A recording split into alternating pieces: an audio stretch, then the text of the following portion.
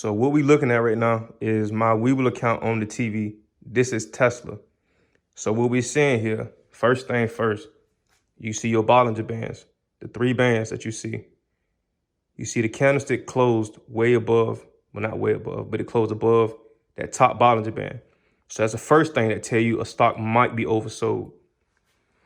The next thing you want to look at is your relative strength index. You come down, you see it's clearly over 70. Once an RSI crosses over 70, that's another sign that something might be oversold.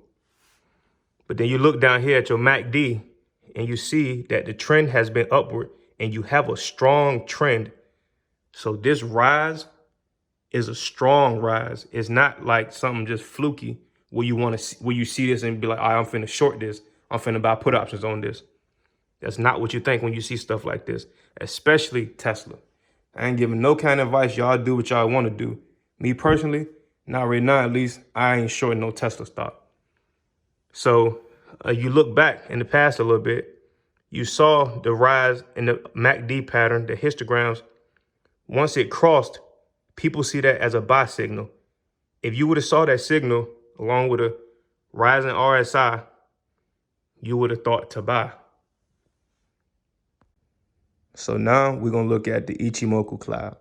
I don't know a whole lot about this. This thing can be real complicated, but I'm going to tell you some things that I have read and seen. So first, you got, look at the key here. You got a conversion line, baseline, lagging line, leading alpha and bravo. Alpha and bravo is what make up your cloud. Here go your conversion and your baseline, and here go that lagging line. So when you see your conversion line cross on top of your baseline, you typically want to look at that as a buy signal. When it's above your clouds, green clouds. Something like this is confusing because you see your conversion line cross below the baseline. People typically would see that as a sell signal. But I believe since the cloud is green, when that happens, it's kind of a false or weak signal, something like that, how they reference it.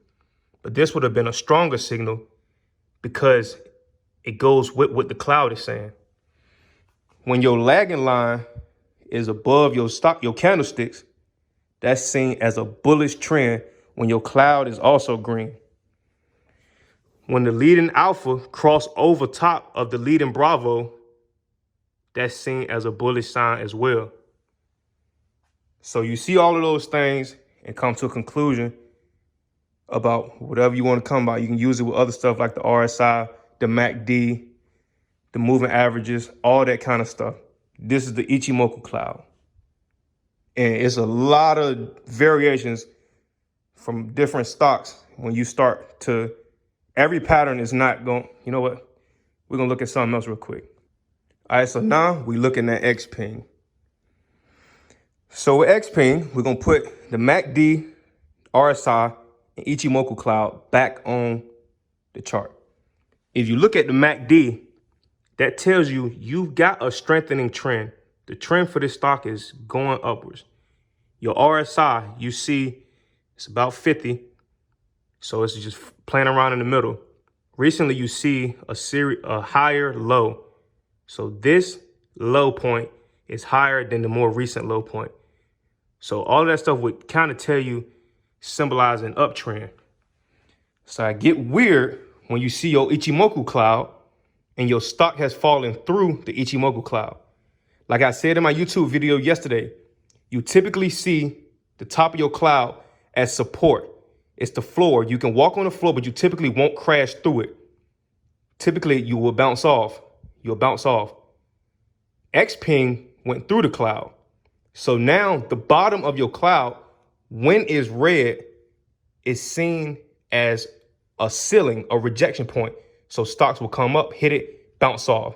Come up, hit it, bounce off. Now, I don't know if you can see this as a rejection point or a ceiling because the cloud is still green. So when it falls through, I don't know if you look at that as like a weak signal, because that happens. Stuff happens. Sometimes stocks will fall through and they shoot right back up. So when I see this, I don't completely disregard it. I take into consideration that Xpeng very well might get rejected around this point.